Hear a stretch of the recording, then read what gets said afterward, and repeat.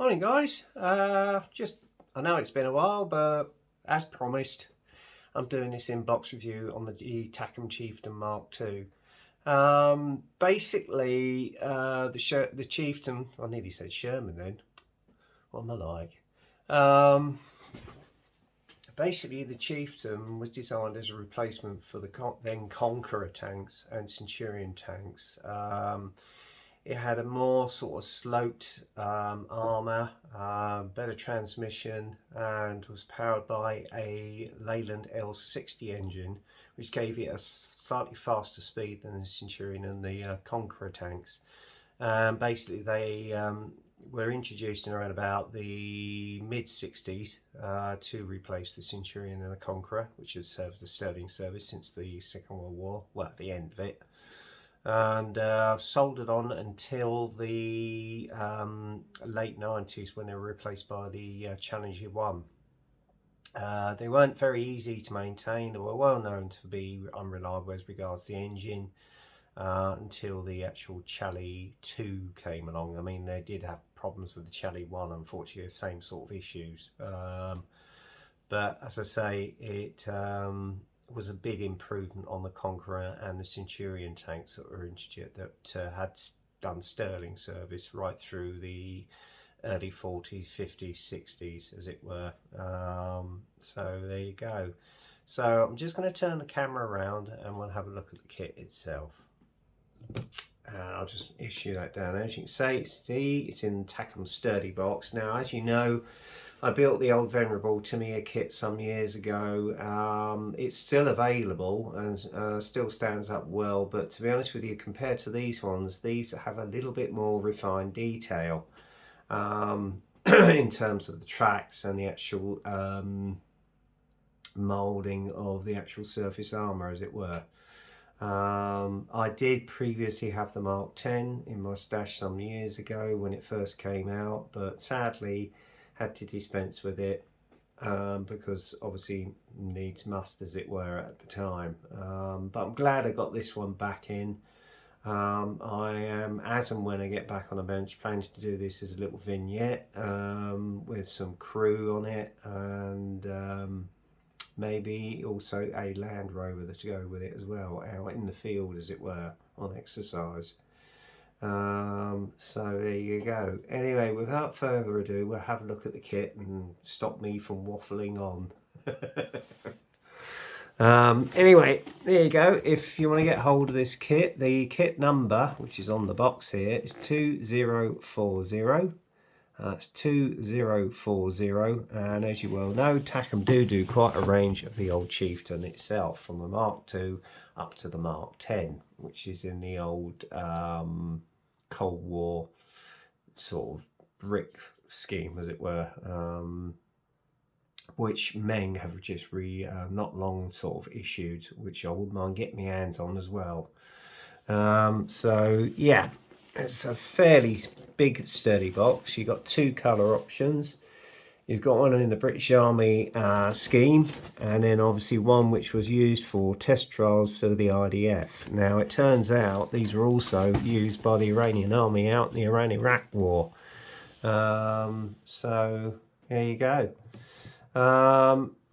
Anyway, waffling apart. It says it's got a gun pitch on it, individual tracks, three types of markings, clear parts included, detailed static display, plastic model, and all hatches can be built in the open position, which you don't find with the old Tamiya kit. So anyway, as I say, without further ado, we'll have a look at the parts. Well, go through the kit itself. Nicely full of parts, which you can see in the box there, and they all come bagged. You've got 1, 2, 3, 4, 5, 6, 7, 8, 9, 10, 11, 12 bags of screws, and then obviously you've got your instruction sheet. Oh, actually 13 bags of screws. So there you go. And then obviously you've got an instruction sheet along with the decal sheet and an etch brass sheet as well. So quite a lot for your buck. So anyway, without further ado, I'm going to put the bits aside. Down on the side here. Not all of them I'm going to unbox. Obviously I don't want to lose some delicate parts for the kit. So right, we'll pop them down there.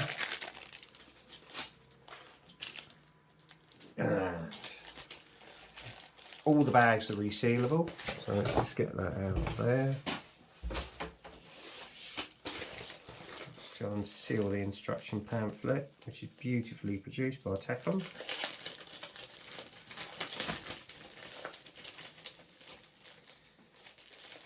Get it out of the bag. There we go. I'll leave that in there. Put that back in the box. And you've got this beautifully produced pamphlet with a side view of the actual chieftain itself. A little history about the tank. So that's quite interesting. It's a little bit of a background for you. And then obviously it's got a little guide on how to glue it, etc. A few sort of instructions on what your symbols are when you're going through the process of building the kit. And also you've got a colour guide, actually put in MIG paint guide, because obviously this Takom is partly sponsored by MIG. Again, if you don't want to use MIG paints, you can use the Hobby Colour app as well, which you can download and use, get a cross-reference to whichever brand of paint you normally use. Parts, you've got a layout of all the sprue trees, as you can see there. And then moving on, we go on to the main crux of the matter, which is the assembly. We've got the assembly of the main running wheels, which you can see there. Was that sprocket? I think it's a sprocket.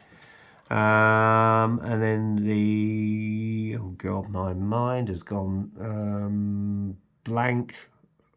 It's been a while since I've reviewed a tank, so I'm sorry about this, guys. You've got the sprocket there, got the idler wheel there. And this, unusually, I think the idler wheel goes at the front of the tank's hull and the sprocket at the rear. So I think it's a better running on the ground and high speed runs. Then you've got the assembly of the actual suspension block there.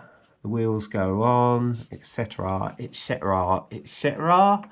And the actual running wheels themselves, you actually fit the tyres to the wheel hub. So there you go, it makes painting a lot easier.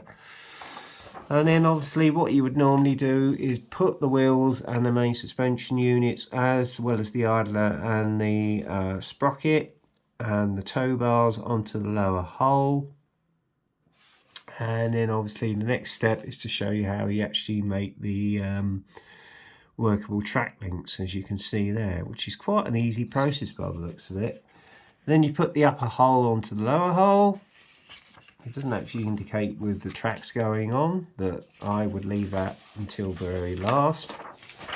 Depends on your preference, but personally I would leave that to the last. Then you put the back plate on along with the engine cover. You've got the exhaust stub there, which you build up. Again, part of the main engine cover or bracket where the exhaust hub is, that's all built up.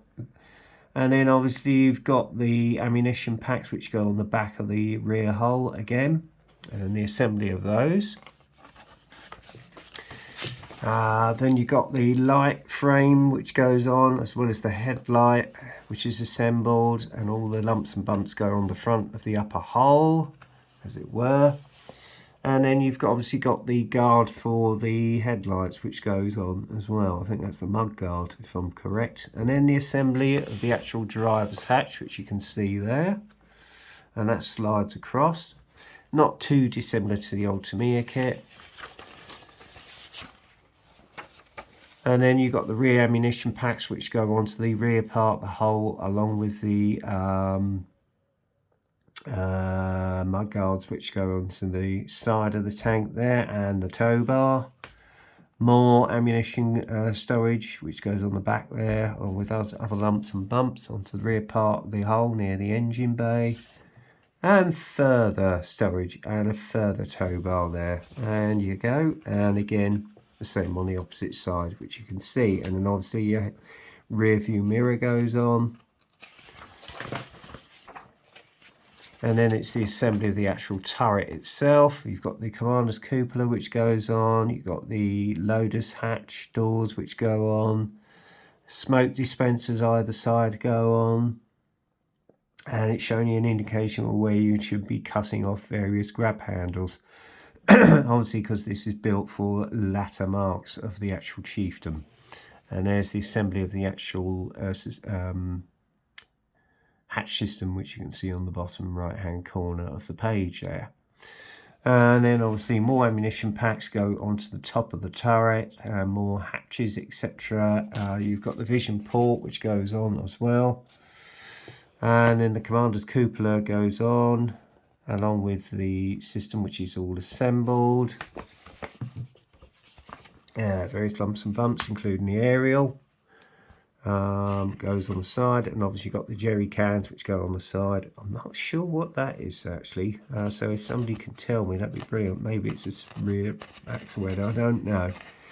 And obviously you've got the assembly of all the jerry cans and the jerry can holder. And then I'm not quite sure, I think this is the system for the barrel, which goes on to the lower part of the hull. You put the upper part of the turret on there as well. Okay, and I think we're coming towards the end of the assembly process on this. If I can turn the page. Oh, come on. There we go, that's that. And then obviously next step is the assembly of the barrel itself, along with the muzzle, the brake, which goes on, fitted to the mantler, and then it goes straight into the turret, as it were. And then you've got the assembly of the actual machine gun and ammunition pack. And I think that's the holder for it, which goes straight onto the commander's cupola. You've got the rear part of the turret, which goes on with either tow bars.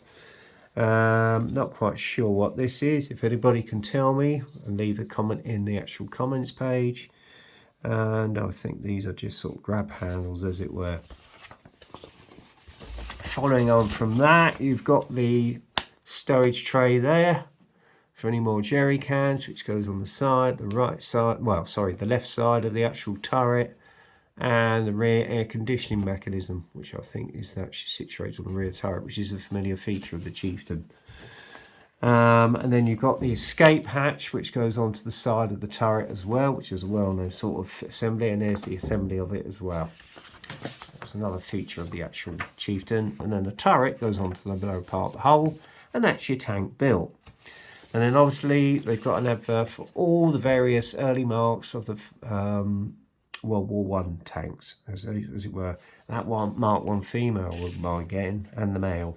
They do the Mark 5 and they do the Mark 6 tadpole as well.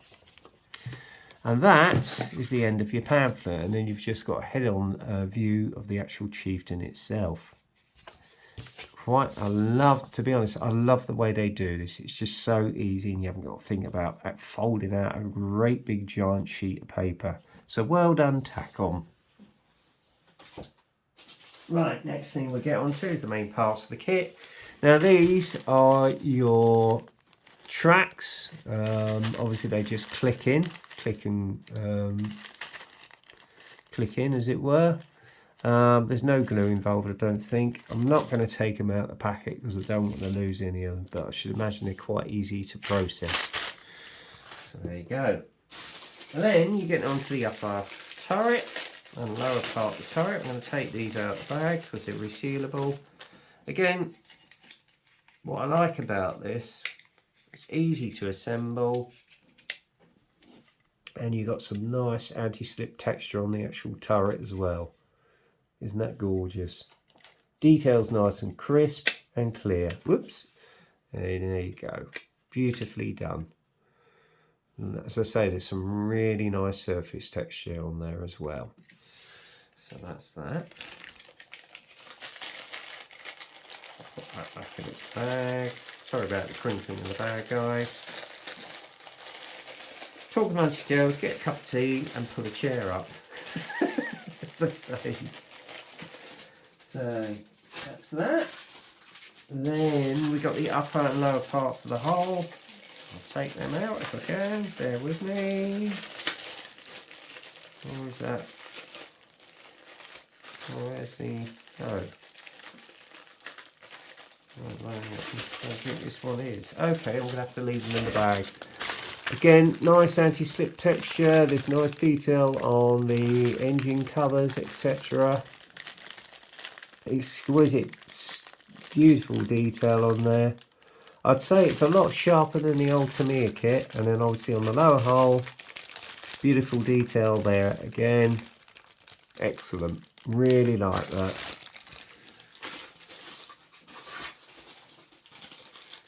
There we go. These again are your storage packs which go on the side of the turret. Again, lovely exquisite detail which you can see here. Not quite sure what these parts are. I think these are part of them, maybe part of the front mantlet, I'm not sure. Again, there's your engine covers. Beautiful detail on that. Exquisite. Nicely done. That back in its bag.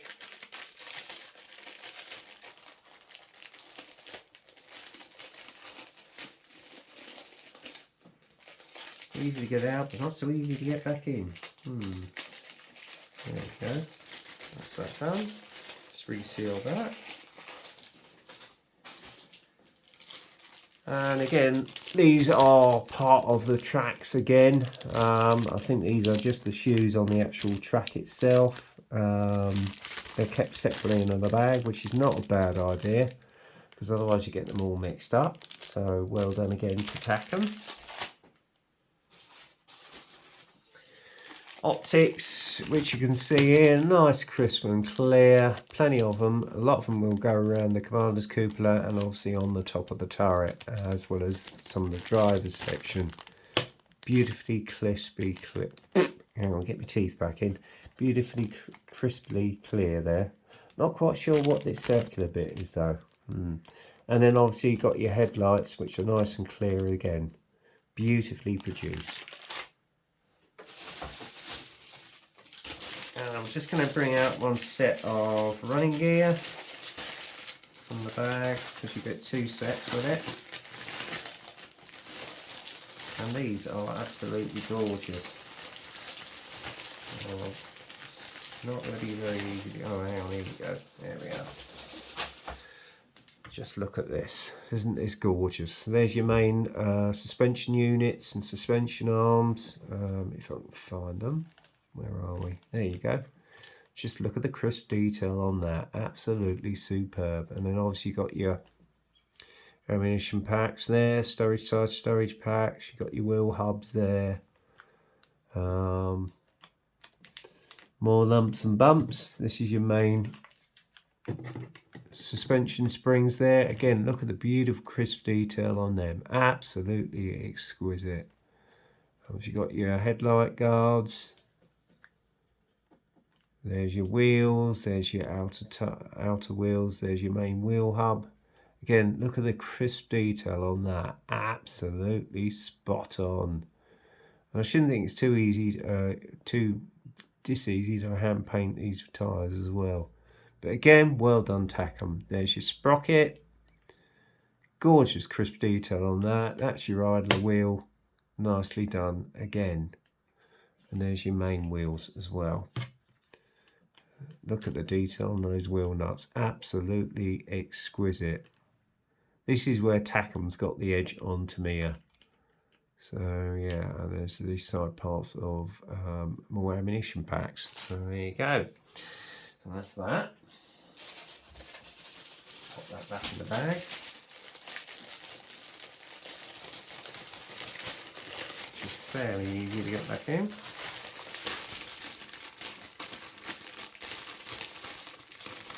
I've not yet built a Takom kit, so I don't know what they like to assemble, but from what I've heard, they are extremely good. And I must admit, the engineering on these Takom kits is absolutely awesome. Alright, there's some more added detail. Get that one out of its bag, if I can. Say I won't be taking all of them out of their bags because I don't want to lose the parts.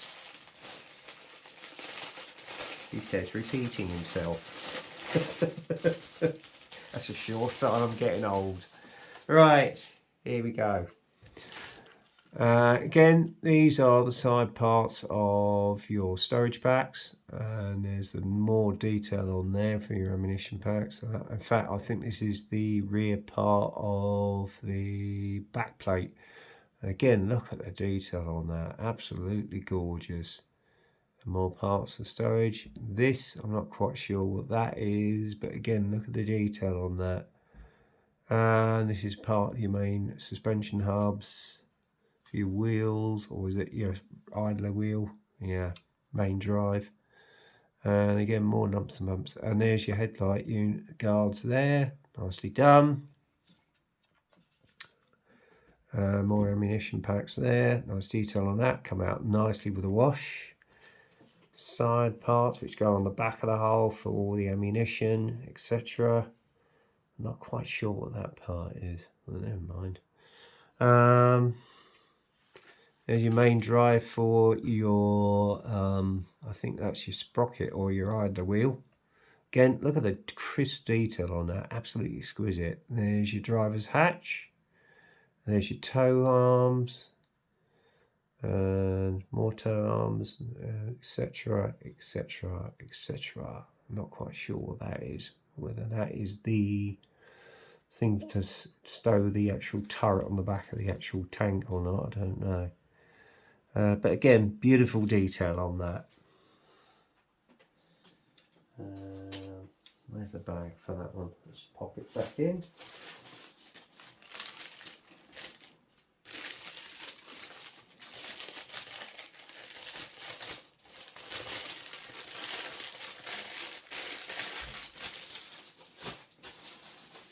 Side skirts are here and the barrel. Right, okay, this is looking good.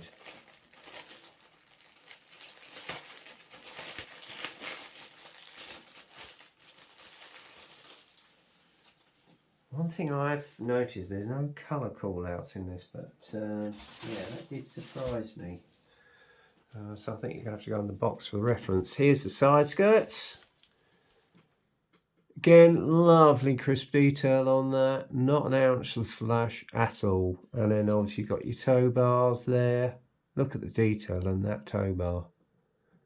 Beautiful. Was it a track bar? I think it was that one. But again, look at the detail on it, absolutely exquisite. There's your back plate. Again, nice crisp detail there.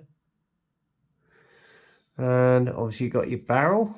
And then the only disadvantage with this is you're going to have a dirty grate seam line, which might cause some problem with actually when it comes to sanding, which is a shame because I think, in all honesty, what they could have done is a one-piece barrel as opposed to a two-piece, which is a bit disappointing. So sadly, it's going to be very, very difficult not to lose the detail on this.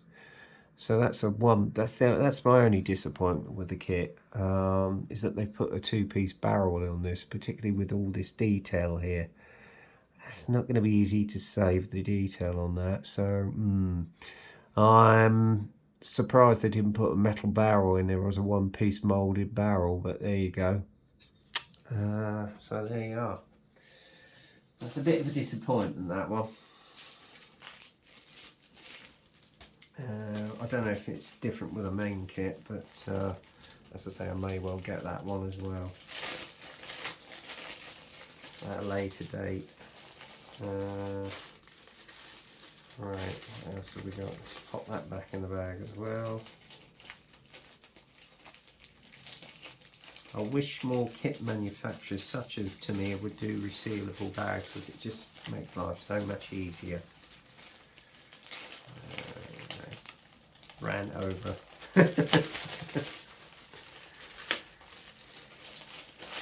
Right. Okay. Trying to find where the bag line seals on this one. No, that one hasn't got a resealable thing. Okay. I'll just have to show you this one in the bag.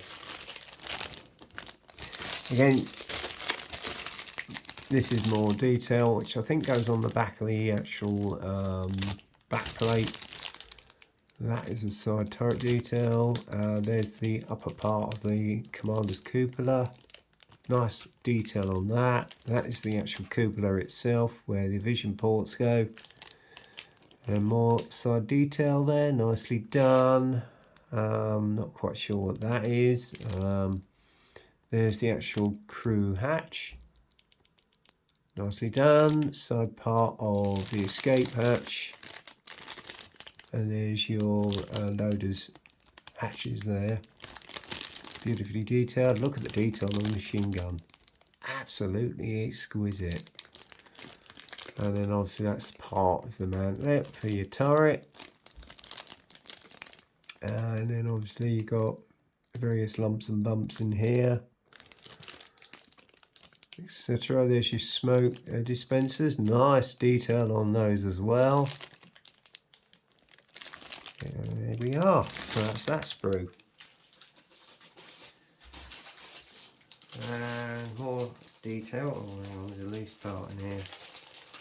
Right, I'm not going to take that out of its bag because I don't want to lose that. Interestingly, they've got another sprue with yet another barrel, two-piece barrel, and yet another back plate. So I think this is meant for a later mount of the chieftain. Some of it. This goes on the back of the turret, I think. That's the side part of the turret. Again, you've got another part of the commander's cupola. And these are the parts of the storage packs which go on the side of the turret. And there's your air filter system. And there's your jerry cans. And look at the detail on that. Beautifully done. Grab handles, etc. Very nicely moulded. Absolutely exquisite. Yep, very nicely done. And then finally, on the final, well, I'll say this part, I'm not quite sure what that is meant to be. Again, if anybody can tell me, leave a comment in the comments column. And then obviously what we've got here is sections of the jerry can holder, which goes on the side of the turret with the main frameage. And obviously you've got the side parts of the turret itself. Again, lovely crisp detail on there. What else have we got? That is part of the escape hatch system, which you can see there, which goes on the side of the turret. Again, there you go. Look at the detail on that. Absolutely beautifully done. So there you go. That's that. And obviously, oh, not forgetting the actual hatch for the escape hatch itself, the crew. So that's that. And then we've got the decals.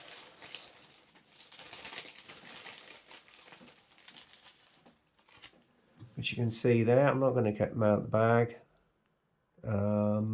Probably more than likely bed down beautifully, I would suggest.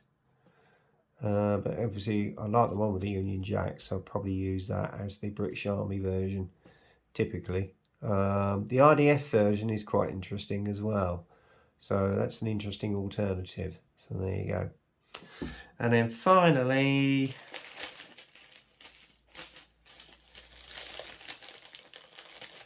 here's your etched brass sheet.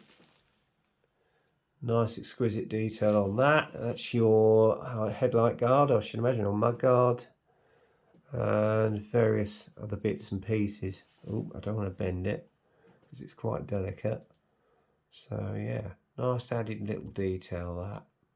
Beautifully done. So there you go, that is the Chieftain Mk2. I'm a bit surprised they haven't got any sort of colour call outs in this kit. That's the first. Oh, that's the first kit I've come across where they haven't got any colour call outs. So yeah, I think you're going to have to do your research on that as regards a colour scheme.